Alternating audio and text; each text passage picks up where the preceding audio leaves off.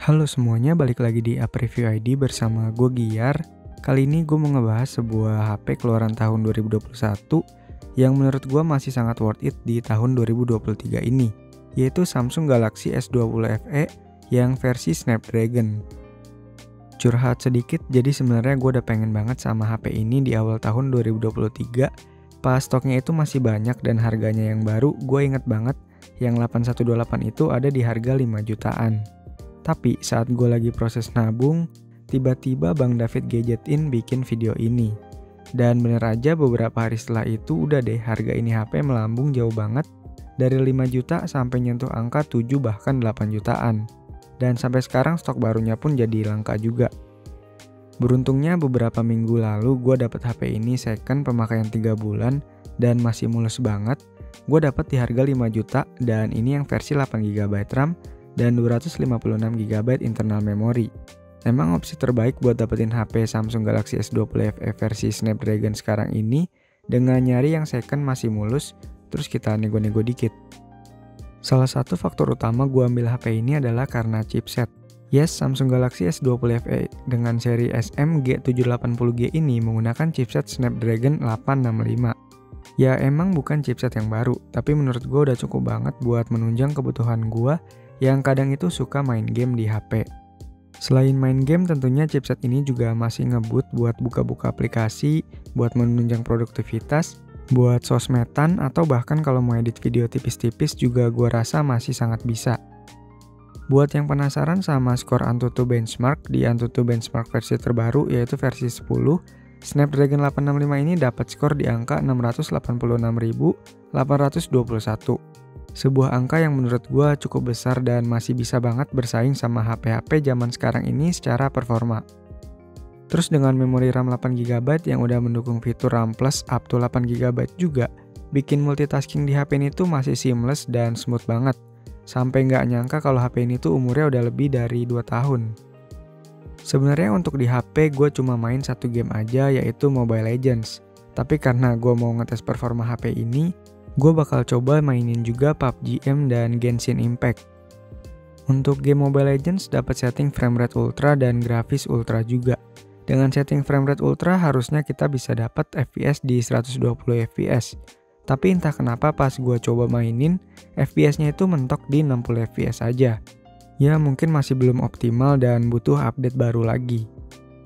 Dengan setting rata kanan gini, gameplay cukup lancar tapi terkadang terdapat beberapa frame drop. Kalau setting nyaman gue sih main di refresh rate ultra, tapi grafisnya di smooth aja atau medium. Kemudian untuk PUBG M gue main di setting smooth extreme dan stabil dapat di 60 fps. Kalau mau naikin grafis sedikit ke HD tetap bisa dapat FPS di smooth, cuma kadang di beberapa kondisi ada frame drop sedikit ke 40-50an fps. Dan kalau ada beberapa dari kalian yang nanya soal gyro, yes HP ini udah dilengkapin sama sensor gyroscope. Terakhir untuk game Genshin Impact, setting defaultnya itu kita dapat di medium dan FPS 30. Settingan paling oke menurut gua main di setting grafis slow dan FPS di 60.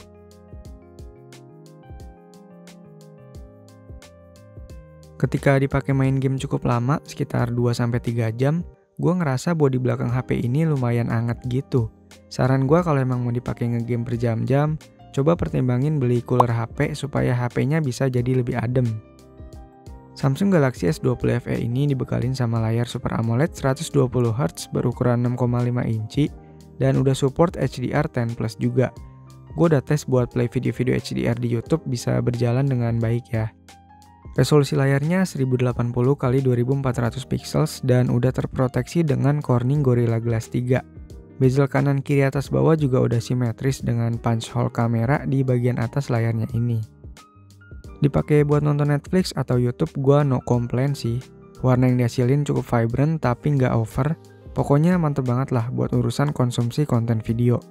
Kemudian kita bisa pilih juga mau layar dengan mode refresh rate tinggi yaitu 120Hz atau yang normal aja di 60Hz. Walaupun dengan refresh rate 60Hz baterai jadi lebih awet ya. Tapi buat dapetin experience yang maksimal, menurut gua wajib banget aktifin yang 120Hz ini. Ketika udah aktifin yang 120Hz, nanti ketika balik ke 60Hz pasti bakalan kerasa banget deh bedanya. Yang 60Hz kayak berasa patah-patah gitu. Padahal kan normalnya sebenarnya ya lancar-lancar aja. Terus HP ini memiliki fitur in-display fingerprint yang menurut gue udah cukup cepet juga ngebacanya. Salah satu fitur yang jadi unggulan di HP flagship Samsung adalah Samsung DeX. Dan karena seri S20 ini adalah seri flagship pada masanya, tentu aja Samsung DeX udah hadir di Galaxy S20 FE ini. Ya meskipun saat ini gue belum memaksimalkan penggunaan dari Samsung DeX, tapi ini fitur yang nice to have aja sih. Kalau sewaktu-waktu misalkan kita butuh, masih coba-coba aja gue kalau untuk sekarang.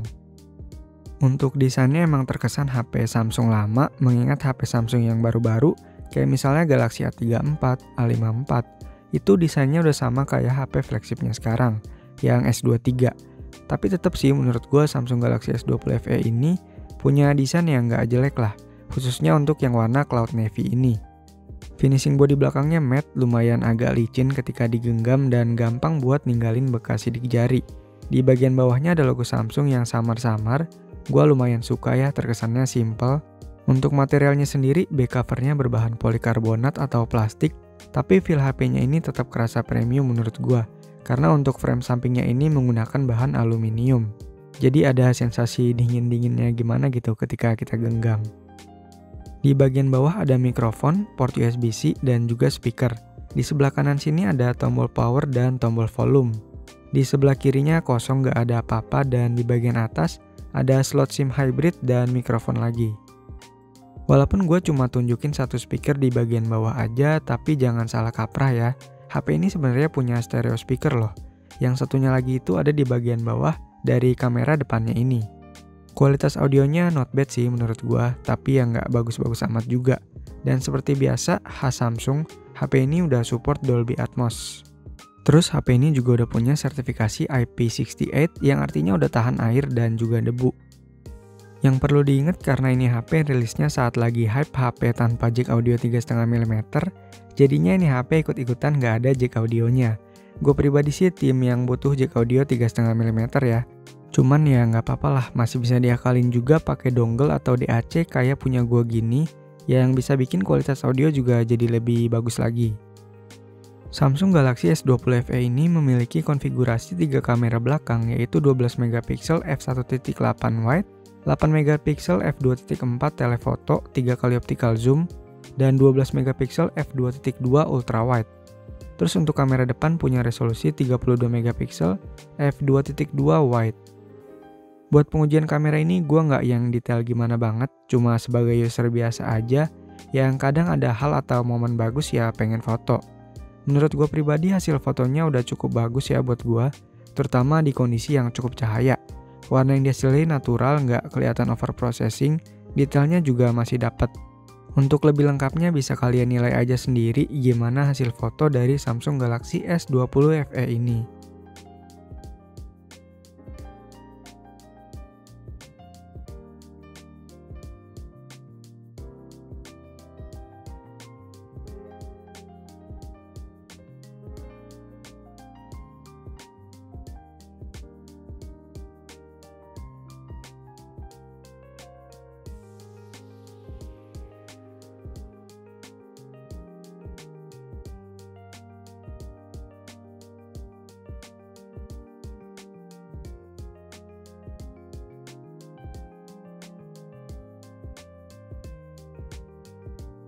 Kemudian untuk perekaman video, baik kamera belakang dan depan support rekam video sampai 4K 60 fps.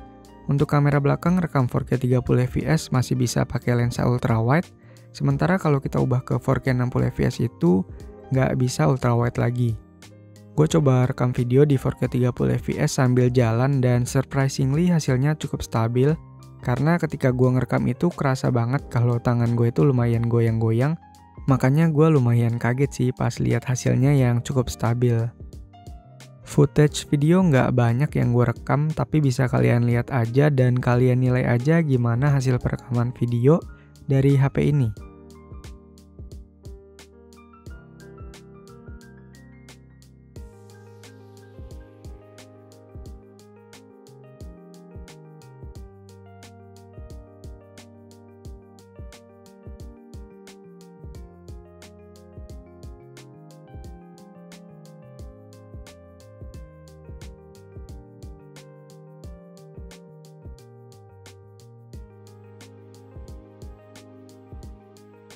Meskipun ini HP keluaran tahun 2021, tapi gue yakin kamera dari HP ini masih bisa banget bersaing sama HP-HP baru di range harganya saat ini. Samsung Galaxy S20 FE dibekali sama baterai berkapasitas 4500 mAh. Untuk skenario pemakaian gue yaitu chat-chatan, sosmed, nonton YouTube dan Netflix, sesekali main game. Baterainya ini udah terbilang awet dan gak mengecewakan, khususnya buat gue pribadi. Screen on time yang gue dapat itu sekitar 5-6 jam. Oh iya, sebagai catatan juga, penggunaan gue itu setting displaynya yang 120Hz ya. HP ini udah support fast charging 25 watt, wireless charging, dan reverse wireless charging juga. Tapi karena gue nggak ada charger 25 watt, jadi gue cuma pakai charger yang didapat di paket pembeliannya itu yang cuma 15 watt. Dengan charger 15 watt ini, ngecas dari 30% ke 100% itu butuh waktu sekitar 1 jam 15 menitan. Gue udah pakai HP ini selama kurang lebih 2 mingguan dan overall gue puas-puas aja. Buat dipakai chat dan sosmed, ngerank Mobile Legends, nonton Netflix dan YouTube, semuanya bisa dijalanin dengan baik di HP ini. Ya paling keluhan gue ketika main game lama-lama aja sih, lumayan agak anget di bodi bagian belakangnya. Saat video ini tayang, Samsung S20 FE gue ini udah terupdate ke One UI versi 5.1 dan Android 13. Gue sih belum nemu kabar kalau bakal dapat update sampai Android 14 atau next One UI. Tapi yang gue baca, Samsung S20 FE ini bakal dapat update security patch sampai tahun 2025. Nah, kekurangan yang mungkin jadi deal breaker bagi sebagian orang adalah HP ini belum support 5G. Iya bener, versi chipset Snapdragon 865 yang resmi masuk Indonesia ini masih yang 4G. Nah, hal itu pun sebenarnya jadi deal breaker buat gue juga. Gue sempat mikir buat ambil Galaxy A54 aja karena lebih future proof, karena udah 5G.